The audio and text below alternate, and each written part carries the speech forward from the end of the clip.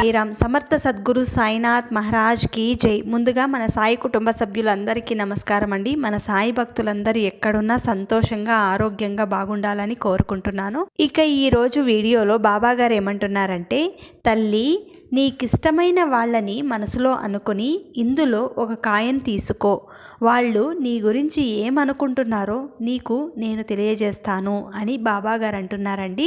అంటే సాధారణంగా మన చుట్టూ ఉన్నవాళ్ళు మనతోనే చాలా క్లోజ్గా ఉండి కూడా మనసులో ఎలాంటి భావనని కలిగి ఉంటారో అన్నది మనకు ఒక చిన్న అనుమానంగా ఉంటుంది. అయిన వాళ్ళు కానీ ఫ్రెండ్స్ కానీ మన మీద మంచి భావనతో ఉన్నారా లేదా అన్నది అందరికీ తెలుసుకోవాలనే కుతూహలం ఉంటుంది. అది ఈరోజు మనకు బాబాగారు వీళ్ళ గురించి తెలుసుకోవాలని ఒక సందేశాన్ని ఈ వీడియో ద్వారా అందిస్తున్నారండి. మన ప్రక్కనే ఉన్నవాళ్ళు మనతో ఎంతో ఇష్టంగా ఉన్నట్లు, నవ్వుతూ మాట్లాడుతున్నట్లు మనకు కనిపిస్తారు. వారి మీద మనకు మంచి ఒపీనియన్ కూడా ఉంటుంది.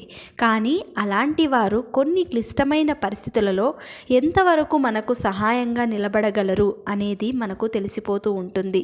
డబ్బు సహాయం మాత్రమే కాదండి, కనీసం మాట సహాయం చేయగలరా లేదా అనేది కూడా మనం తెలుసుకోగలుగుతాము. కొంతమంది అయితే మాట సహాయానికి కూడా ముందరికి రాకుండా ఉంటారు.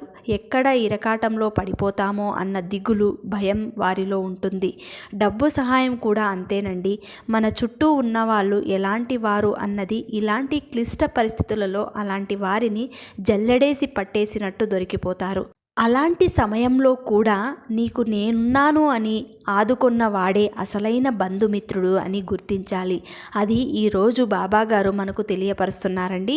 బాబాగారు మన కోసం మన ముందు 5 రూపాయల కాయిన్ ఒకటి, 2 రూపాయల కాయిన్ ఒకటి, ఈ 2 కాయిన్స్లలో ఒకటి తీసుకో అని చెబుతున్నారండి.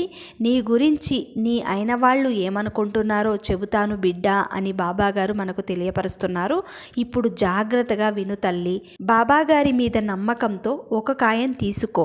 మొదటిగా ఎవరైతే 2 రూపాయల కాయిన్ని తీసుకున్నారో వారందరికీ బాబాగారు ఇస్తున్న సందేశం అండి. 2 రూపాయలంటే బాబాగారికి ఎంతో ఇష్టమైన నంబర్. ఈ 2 రూపాయలతో బాబాగారు శ్రద్ధ సబూరితో మసులుకోమని తమ భక్తులకు ఇచ్చిన సందేశాలు చాలానే ఉన్నాయి. ఇంతవరకు అలాంటి సందేశాలు చాలా చెప్పారు. గుర్తుందా ఫ్రెండ్స్? ఈ 2 ఉన్నవాడే నా భక్తుడు. ఎవరైతే వీటితో మసులుకొని ఓర్పుతో, సహనంతో, నమ్మకంతో ఇప్పుడు 2 రూపాయలు తీసుకున్నావో ఈ 2 రూపాయలు నీ తల్లి తండ్రి లాంటి వారు, నీ 2 కళ్ళు లాంటి వారు అని గుర్తించు తల్లి. తల్లిదండ్రులు ప్రతి క్షణం బిడ్డ క్షేమం కోసం పరితపిస్తారు. వారిని ఎంతటి క్లిష్ట పరిస్థితులలోనూ నొప్పించకు, బాధ పెట్టకు. వారు కోపంలో నిన్ను మందలించినా వారిని వెనక్కి తిరిగి ఏమనకు. అంతా నీ మంచికే అని గుర్తించు. నీ జీవితంలో సమయం అన్నదే లేదు. జీవితంలో బాగా కష్టపడి ఉన్నతంగా బ్రతకాలి అన్న ఆరాటంలో ఉన్నా కూడా సమయాన్ని కేటాయించి వారితో నీ సమయం గడుపు. నిన్ను ఎంతలా కష్టపడి పెంచి పెద్ద చేసి ఈరోజు ఈ స్థాయిలో నిన్ను నిలబెట్టారు అంటే వారికి జీవితకాలం రుణపడి ఉండాలి. వారే వచ్చి నీతో మాట్లాడాలి అన్న భావన ప్రక్కన పెట్టి నువ్వే వెళ్ళి వారితో మాట్లాడు. అప్పుడు వారు పడే ఆనందం ఎంతో సంతోషాన్ని ఇస్తుంది. తల్లిదండ్రులు ఒక మాట అన్నా కూడా మనం అవన్నీ మన జీవితంలో బాగుండాలని చెప్పే మాటలు అనుకుని వారి మీద ఎలాంటి కోపతాపాలు ఉంచుకోకుండా వెళ్ళి పలకరించండి ఫ్రెండ్స్. ఎంతో ఆనందిస్తారు. అలాంటి వారి దగ్గరే బాబాగారు ఎప్పుడు కూడా ప్రక్కనే ఉంటారు. బాబా భక్తులు ఎప్పుడు కూడా తల్లిదండ్రులను ఇష్టపడేవారయ్యి ఉంటారు. ప్రేమతో చూసుకునేవారయ్యి ఉంటారు. తల్లిదండ్రులు ఎప్పుడైనా ఒక మాట అన్నా కూడా, ఎప్పుడైనా బాధపడితే మన కోసమే, మన మంచి కోసమే అని భావించి వారి మీద అలగడం లాంటివి చేయకుండా వెళ్ళి మాట్లాడండి. ఇంకా 5 రూపాయల కాయిన్ పట్టుకున్న వారికి బాబాగారు చెబుతున్న మాటలు వినండి. ఎవరైతే 5 రూపాయలు తీసుకున్నారో వారికి సాయి ఇస్తున్న సందేశం, అడ్వైజ్ ఏంటంటే, ఎవరి గురించి నువ్వు పరితపిస్తున్నావో నీ చుట్టూ ఉన్న వారిని, 5 రకాల వారిని బాబాగారు ఎలాంటి వారు అయి ఉంటారు అనేది మీకు బాబాగారు తెలియజేస్తున్నారండి. మీ ఇంటి వారైనా, మీ స్నేహితులైనా, లేదా మీరు పనిచేస్తున్న చోట మీ కొలీగ్స్ అయినా సరే, ఇలాంటి వారిని 5 రూపాయలతో బాబాగారు పోల్చారు. ఇలాంటి వారు నీ చుట్టూ ఉన్నవారితో ఎప్పుడైతే నా తప్పు లేదు, అనవసరంగా ఇది ఒక నింద అన్నప్పుడు వారికి కొద్ది రోజులు దూరం ఉండడమే మంచిది. ఎందుకంటే నీ తప్పు లేదు అన్నప్పుడు వారి వెంట నువ్వు పడి నువ్వు సంజాయిషి చెప్పుకుంటే వేసిన నింద నిజమైనట్టు అవుతుంది. ఆ తప్పుని అంగీకరించిన వారవుతారు.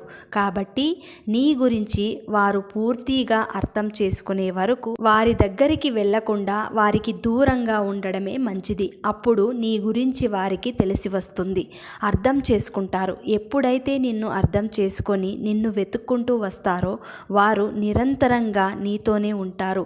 ఇంకా అందరినీ గుడ్డిగా నమ్మకుండా ఉండు తల్లి, అందరూ నీలాగే ఉండరు కదా అని గుర్తించు.